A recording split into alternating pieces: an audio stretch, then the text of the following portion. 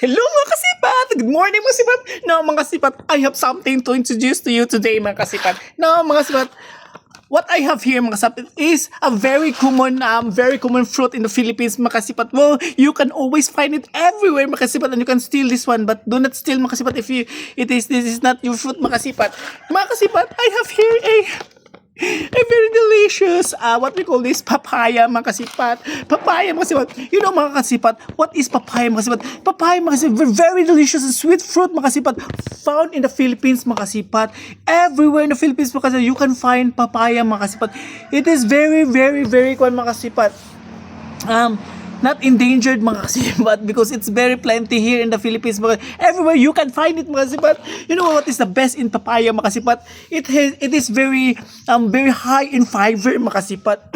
When you say fiber mga kasipat, it will help eliminate your waste mga kasipat in your saing mga kasipat. So you will defecate very easy mga kasipat because of papaya mga kasipat, because high in fiber mga kasipat. Yes, it helps in your in digestion digestion. Yes mga kasipat. And it is also very high in vitamin C mga kasipat. Vitamin C mga kasipat will fight against your mga bacteria that will come in your body, enters your body mga kasipat. Yes mga kasipat. Very delicious papaya mga kasipat. It will boost your immune system mga kasipat, that fight against microorganism that will enter your body mga kasipat. And mga kasipat, it also contains mga kasipat a lutein mga kasipat, a eye protection vitamin A mga kasipat, that will help mga kasipat mga eye and mga age related issues in your eyes mga kasipat, that will damage your eyes mga. That's why it's very high in lutein mga kasipat. Yes mga kasipat. It is very simple papaya. Very high in lutein. Very nutrients in your body mga kasipat. Papaya also mga kasipat, it will help your heart become strong mga kasipat. Yes, it will make your heart mga kasipat strong mga kasipat, so that if you are high blood mga kasipat, it will not easily have a buto-buto mga kasipat. It will not rupture mga kasipat your veins mga kasipat, because papaya is very helpful mga kasipat. Yes.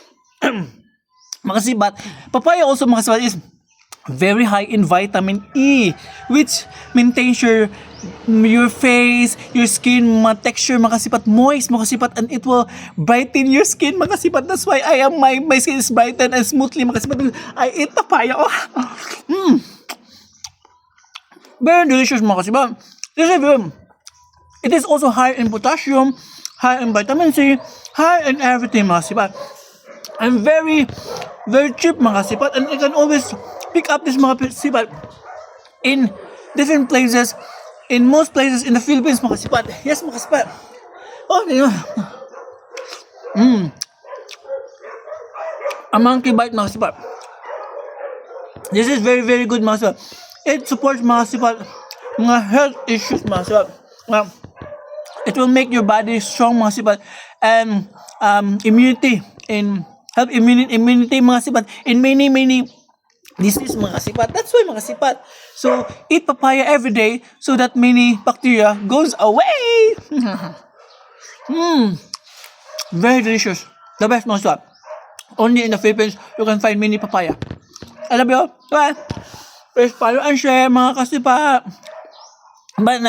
But for a while mga kasipat, if you have a constipation mga kasipat, and you are not defecating mga kasipat, and it's very hard to defecate, eat papaya mga kasipat. As I said, it will give you a high fiber mga kasipat. It will make your hard stool, constipation mga kasipat, easy to defecate. This is papaya. I love you all. To God be the glory. I will Lord.